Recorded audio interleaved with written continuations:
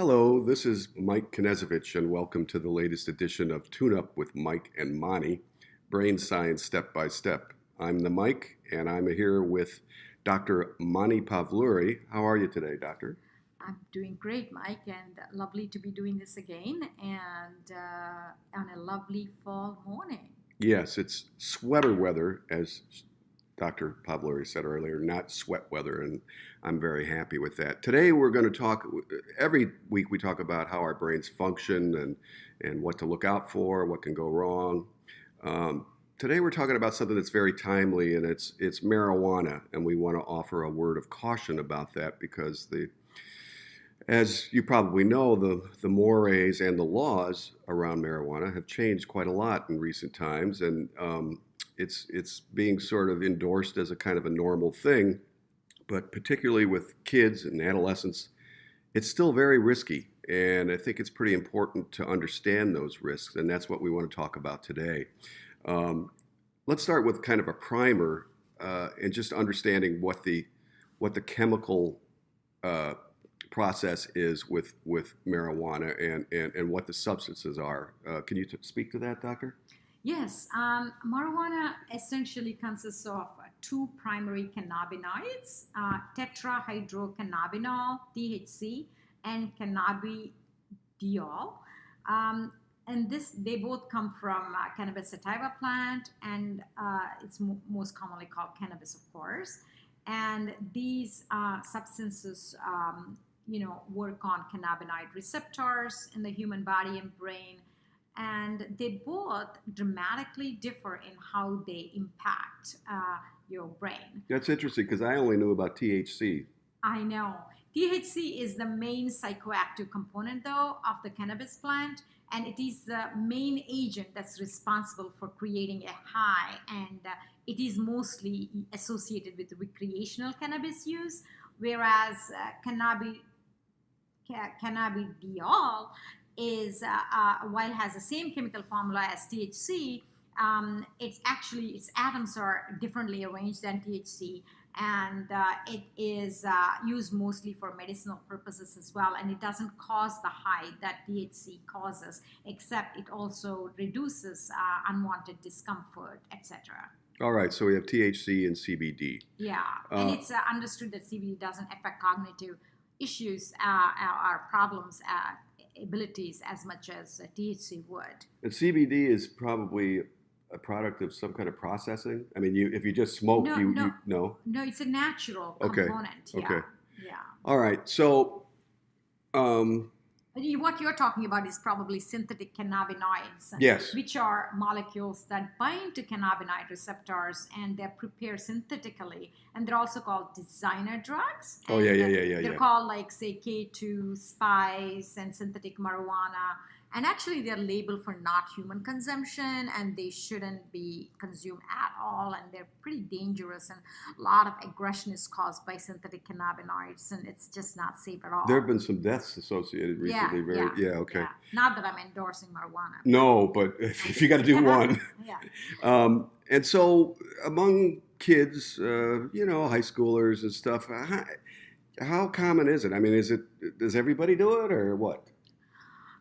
You know what? Because a lot of research is somewhat restricted because of ethical reasons. They're mostly observational in nature. Mm-hmm. So the studies published carry different figures in different journals. It's Okay. very hard to capture the real number. Okay. But from some authentic sources, such as Baggot and Chang from San Diego Group and Journal of American Academy of Child and Adolescent Psychiatry, they talk about 24% of them in published results show 8th to 12th graders are abusing marijuana.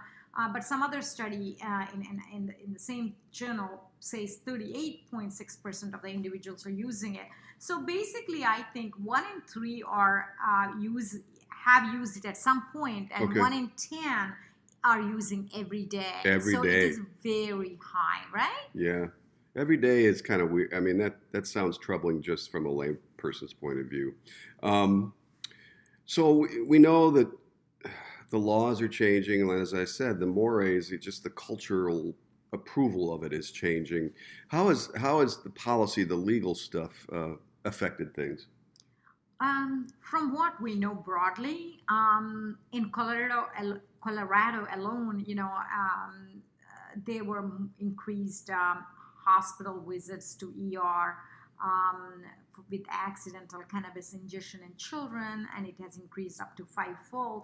And a lot of people are using also the synthetic cannabinoids along with the naturally occurring henna plant derived THC, and it's so legally everywhere, and people definitely are taking it.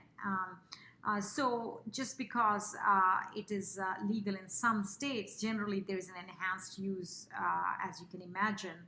And one thing that's really troubling is the common liability model, because if people are using marijuana, it almost is serving as a gateway to using several other drugs, although it's controversial in some states, not gateway. But usually, you know what, when you're dependent on some substance like marijuana, You're doing something else.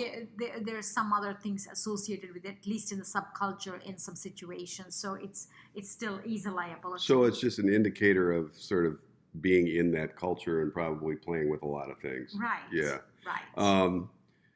The only good thing, though, is that I can think of is that with legalization, the minority groups, especially, were locked up for carrying marijuana and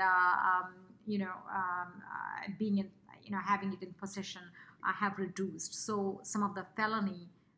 So people are staying out of jail. Yes, staying out of jail. That's the only Yeah. positive thing. Yeah, and it is positive, but yeah, I get you. Mm. All right, so And that too, that's not in all states, I might say. no, that's not. I know. Yeah. Especially here in Chicago. I know here in Chicago, I think you just get a ticket now, and I know that I smell it a lot more than I used to, and it's always kind of like I'm always worried when I smell it. I think the cops are coming. Anyway, can you kind of summarize? I think it's easy to think of marijuana as sort of kind of benign. And not a worrisome thing, at least among some people. Can you sum up what the real dangers are with it? Right. I mean, I see always, the kids coming, young men or women coming and saying, In your practice? In my practice, marijuana is something that I can't even question them about. Almost, they give me an impression that I'm a fool when I ask about, you smoking marijuana. It just is very worrisome, because their explanation sometimes is that, okay, my mom is nagging and a couple of hits will help me to relieve my tension, and get away. Or someone is abused a lot, like emotionally, say, in the past, and when she thinks about it, it's easier to smoke, and that's the only way they can feel happy, because they're not getting along with people at home. Yeah. Or they're experiencing psychotic symptoms, and this is one way of reducing that stress because of the symptoms. So it's a crutch. Yeah. I mean, in the old kind of terminology. Exactly. And also they ask, would the medications impact, or the effect of medications, is it impacted by marijuana? I mean, if I say, no, I have a problem. If I say, yes, I have a problem. You know what I mean? If I say that medications will not work with marijuana, we would think that they will stop marijuana. But what they'll do is they would stop medications and rather depend on marijuana. So, I mean, it's like a no-win situation sometimes, and so they feel somehow they're invincible and it doesn't impact them. So that is bothersome, and they think it is somewhat normal because it's available freely. And some even give me, like big theories about which one is a better produced, careful, non-mixed, cleaner marijuana and stuff. But how can they be so, trusting of people? No, I've always wondered about that, because it's sort of like, how do you even decide how much to do? Because these things are not regulated, and they're not sort of overseen.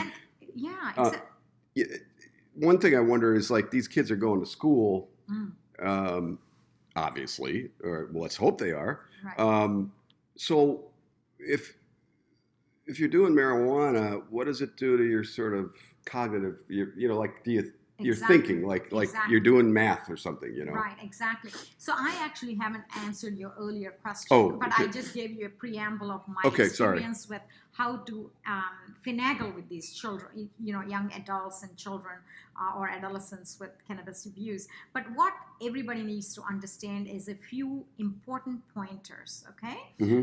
So generally speaking, education, risky sexual behavior, delinquency, early exposure to drugs and alcohol other than cannabis are all risk factors heavily prevalent in those using cannabis. Okay, those are the so main that's dangers. a general danger. Yeah. And then when it comes to cognitive abilities, some of these kids have developed poor attention and concentration. They become slowed down in their decision making. They become more impulsive. Their working memory is affected. And some of these problems with marijuana use, actually in chronic users, even if they stop using, they may linger for many, many weeks after stopping this use. Really? Yeah, absolutely. I didn't know that. I mean, yeah. it's like, so it's not out of your system for a long time. Yes. And acute intoxication can occur, but those effects are reversible. However, some studies showed that cannabis use is specifically associated with general poor cognitive outcomes later in life, Hmm. Especially in attention and memory and visual processing, and decreased full-scale IQ. Okay, within IQ, It decreases IQ. absolutely, and the verbal IQ is the one that's impacted the most. Oh, that's pretty scary. Right, right. And it's studied in 15 to 16-year-olds, and late onset adolescent users may be unaffected, but early onset users, early age people, like under 16, are more gravely affected than older ones. That makes sense. It just seems because the brain development is taking place. You see. Yeah. And speaking of brain, are there, like, what am I trying to say, sort of physiological or cellular effects to this, like not just passing sort of behavioral things? right. So what happens in brain is that the white matter volume is is reduced, and the integrity of like the sheets that carry the neuronal impulses of the nerves, the white matter integrity of the casing of the nerves decreases, and that leads to a lot of impulsivity. And there is, increase in, difficulties with reaction time, and they make a lot of errors. And so the kind of brain circuit, what we call executive attention function. network, Okay. that is impaired basically in its function. And there's also difficulties in some of the receptors within the brain called cannabinoid receptors, and see their morphological changes too, because you asked about the cellular changes as well. And these cannabinoid receptors actually are in orbitofrontal cortex, that's in the front of the brain, and they change, and so they stimulate appetite and food intake. So Okay. in fact, there is a craving for food sometimes. And Yeah. so what is That's the stereotypical Exactly. munchies. Exactly. And what happens is that when you're taking antipsychotics, there are metabolic effects because of the psychotic problems that arise. When you're taking antipsychotics, then they compound the kind of weight gain situation with antipsychotics if you also are abusing marijuana. So I mean, yeah, I mean that I would guess the complexities of using other drugs at the same time are probably pretty broad. But you're talking about people who might be suffering or dealing with other disorders. Exactly. There's some suggestion, I guess, that marijuana is related to psychosis. Yes. Actually, interestingly, Starger and colleagues have published in American Journal of Psychiatry recently that 50% of the adult patients with cannabis-induced psychosis converted to schizophrenia or bipolar disorder in 4.5 years. After using marijuana? Yes. Okay. And those outcomes are somewhat disproportionately represented in early adolescents, who use higher doses of marijuana. Therefore, it's very important to know that there's a very high degree of risk. In fact, some studies show that if you have a briefer episode with marijuana use, you're likely to develop psychosis. At least in 70%, 75% of the individuals who see these who experience brief psychotic episodes with cannabis will end up having lifelong psychotic episodes. That's pretty terrifying. Yeah, I mean, because I think exactly. the modern sense about this is whatever your ailment, that marijuana might help, and in this case, it's Right. really not going to help at all. It's going to make things worse. Right. Sometimes, one of the young man was saying, "Oh, I saw a skull moving in front and back and front of me when I was taking marijuana. That scared the hell out of me. So I stopped it completely, and I thought, good for him. Yes. But I only hope that it'll never return." All right. So let's say I'm a kid myself, or probably more to the point, I'm a parent. What am I looking out for in terms of risks? I mean, like, are some people at greater risk than others for using marijuana? Um, Definitely the younger people and who are using heavily are at increased risk. It's very important to postpone at least the age when they start using, and also reduce the dose where possible. And also, the family history of psychotic disorder poses a very high risk for cannabis induced psychosis. And so, the parent screening and education on the signs and symptoms of a psychotic prodrome is super important, okay? Yeah.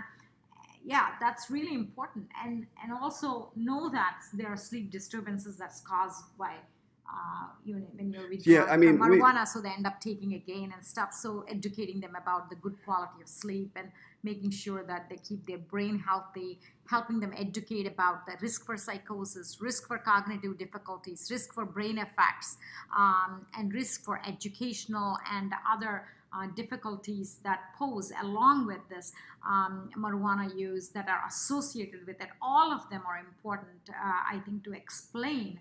And especially, they become slowed down in general.